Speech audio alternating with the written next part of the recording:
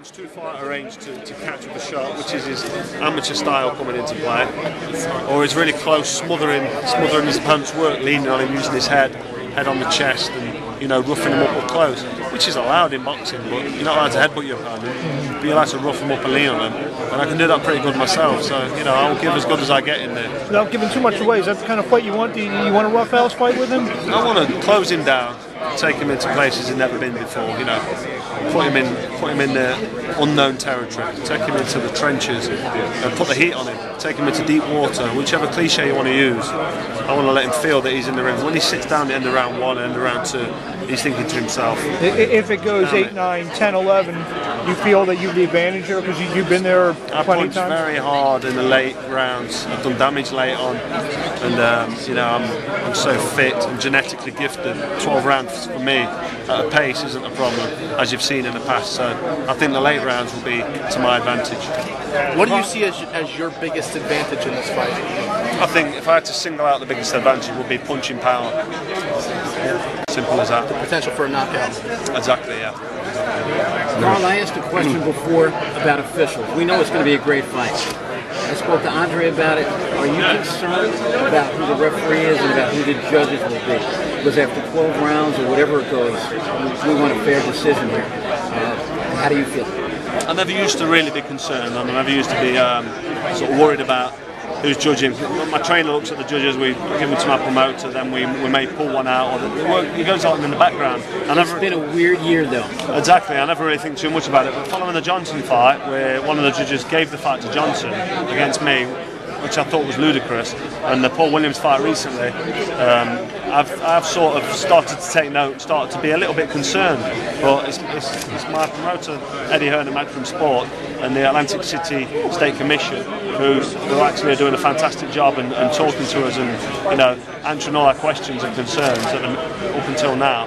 That need to get hold of it and sort it out. And I think with the Paul Williams fight the other day, I think it highlights a problem. So it's less likely for anything like that to happen during our fight because it's just happened in that fight. I didn't see the Paul Williams fight, so I can't comment on how I scored it. But apparently it was quite a bad set of judges. Well, you know what? When it comes down to Carl, it's not how it's judged; it's how you guys perform in the ring. If you don't want to leave it in the judge's hands, and you say you've got the greater chin and the punching power, you leave no room for the judges to score that. That's right, but you've got to go into the fight knowing you've got a fair crack of the whip. You shouldn't go into the fight thinking, I've got to knock this guy out or I'm not going to get the decision. Like I did when I fought Mikkel Kessler. I knew that when I fought Mikkel Kessler, I was not going to get a points decision. But naively of me, I tried to box him and move, keep out his way, and then get involved a little bit late on. Left it too late, lost on points. You could have said I lost that fight fair and square. If it was in my hometown, I could have won it. If it was in his hometown, he won. But if you look at the scorecards, I lost the last 3 or 4 rounds. And in round 10, 11 and 12, Kessler was hanging on, he was getting hit, he was getting hurt. I lost every round. So, the judging can be a problem. But you're right, I want to take it into my own hands, force a stoppage, use my brute force and punching power, and put Ward on his back foot and catch him with a shot. But if I don't, it shouldn't mean that I should submit to the fact that, you didn't knock him out, so you're going to lose on points. That's not fair, I'm champion. So your line of thinking is because this was such a recent thing that happened in Atlantic City, that the spotlight will be on what happened and there's less chance that it could happen again. I think that's just how it works. If somebody's car gets burgled one night, they're looking out the window for the next week and it's not going to happen again. And lightning never strikes twice in the old cliche. So I do think that there's a lot of pressure now on that area to make sure that the right thing's done. But that's not to say that if the fight's close and you can't really pick a winner, that will Ward get the advantage? He probably will. He's an American fighting in America. He's the golden boy. He's undefeated. What do they want to do with Ward after this fight, and what do they want to do with Carl Froch? What's their plans? So you've got to look at all aspects. But we go into the fight knowing the rules and regulations and the potential pitfalls of this sport. So we just got to roll with it and do our best in the ring. That's what I'll be doing. Just one more question. I asked Andre the same thing. Is there a sense of nationalistic pride as well as the cup and the belts and everything on the line? But even though U.S. and UK, there's not really enemies or any bad blood there. Is there a sense of nationalistic pride to take it back to the UK? Most definitely. Listen, I love USA, and most people I speak to in the USA love the Brits. We are allies every step of the way in everything we do. We go and fight together in wars, you know.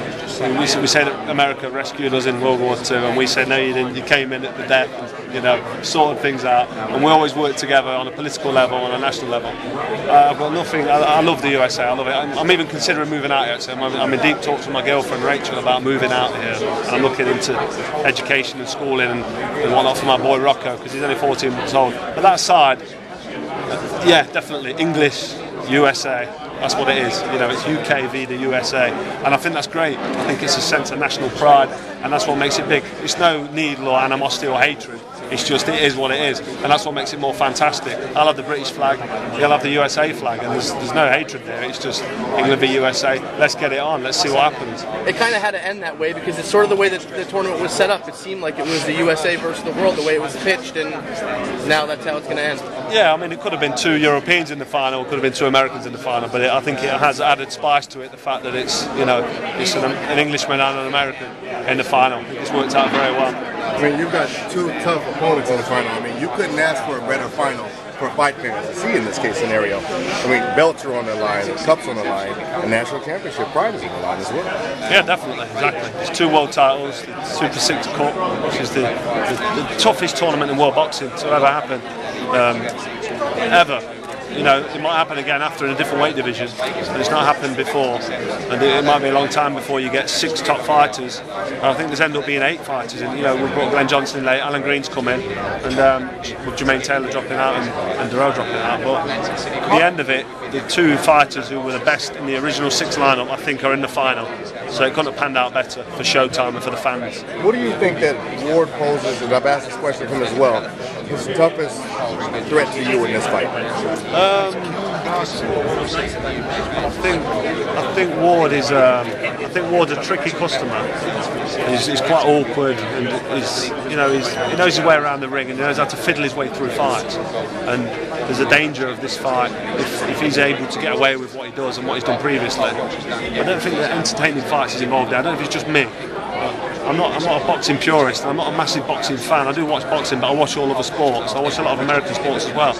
But a lot of Ward's fights that he's been involved in, it's not ones that you'd re-watch. You know, there's fights I've watched in the past where I want to re-watch that fight. Even my own fights, I've re-watched round 7 or 8, re-watched me against Jean Pascal, all the way through, re-watched round 10, 11 and 12 with Jermaine Taylor. With Ward, he's always involved in boring fights. Like, stinks the gaff out sometimes. You know, it's nasty to watch. Against Green, he sat on his chest for 12 rounds. Against Sakio Bika, it was rough and tough and horrible. You know, he did a decent boxing lesson against Abraham. I just punched every single living thing out of Abraham. Last thing, being devil's advocate here, right? You rewatch that fight with you and Kessler, and then you rewatch that fight with Ward. You say those were boring fights? I think the Ward-Kessler fight was an awful fight. Awful. Absolutely. I was in Cuba at my brother's wedding watching that on the screen, and there was loads of us. And I was like, what's going off? He had butted Kessler early, Kessler was bleeding. Kessler wasn't performing well at all. He'd been out of the ring for 10 months.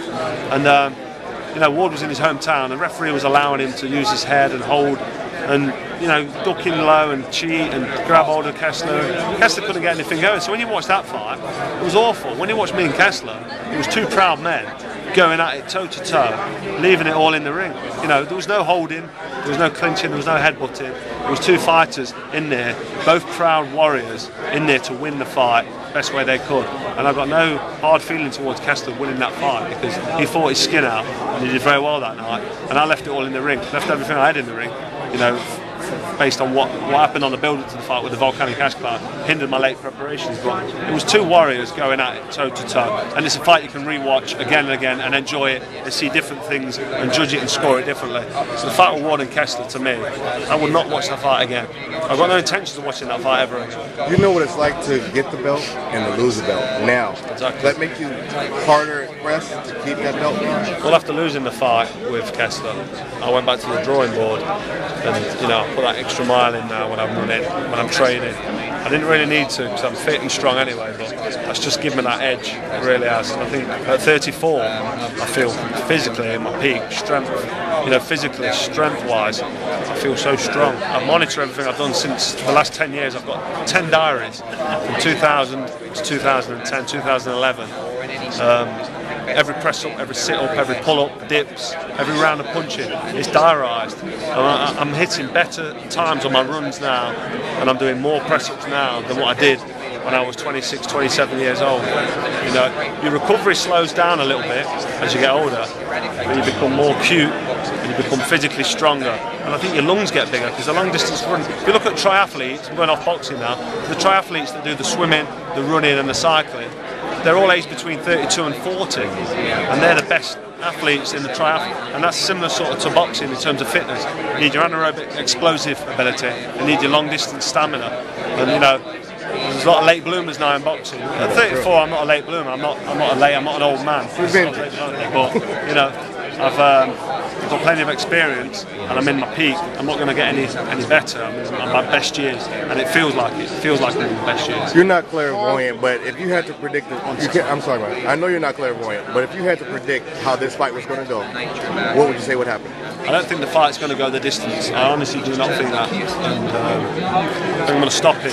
Whether it be by knockout or whether it be by referee jumping in because I've caught him and he's trying to hang on, and I'm whacking him around the back of the head and around the ribs and pushing him off me and putting him in some serious trouble. You know, whether it be that sort of stoppage or whether it be a knockout, that's how I can see the fight going, just because of the way in which I'm training and what I've seen of Ward recently. Good luck. Thank you. Please describe his style today as a chameleon. We've seen it in his recent fights. Sometimes he'll be a pure boxer, sometimes he'll come out more as a brawler. What do you expect? Because your style is a boxer puncher is a little more consistent. He's just showing very different looks. What do you expect in this fight? I think he's going to do what he needs to do to survive, to be honest, because I'm the puncher of the two, because I can hurt with both hands. If I catch him with big shots, it's going to put him in trouble. I think he'll do what he needs to do to survive and get through the fight. So if that means he needs to stay out of the way, jab and move and not get involved, that's what he'll do. But it's my job to then close the ring down, cut the corners off and get in front of him. If I do that and do it well and use my strength and my power, which I know I can use, provided, especially with the training I'm doing, he might then try and smother the work, sit on me and stay close quarters and try and rough me up and stay on my chest. It's hard to predict what's going to happen. Did you see weaknesses that you can exploit in his last fight where a lot of people thought he looked a lot better in his previous fight? Against Arthur Abraham? Well, people would beat him. Oh, right, okay. His last fight was Arthur Abraham. Yeah, but the Beaker fight was one people expected him to dominate, and he didn't. He won. No, it was quite a low-par performance for Ward, but whether that was him at his best, struggling against a guy who's rough and tough and who can punch hard, that's what I'm saying. Beaker's rough and tough, and he can hit quite hard. You saw that against Joe Calzaghe.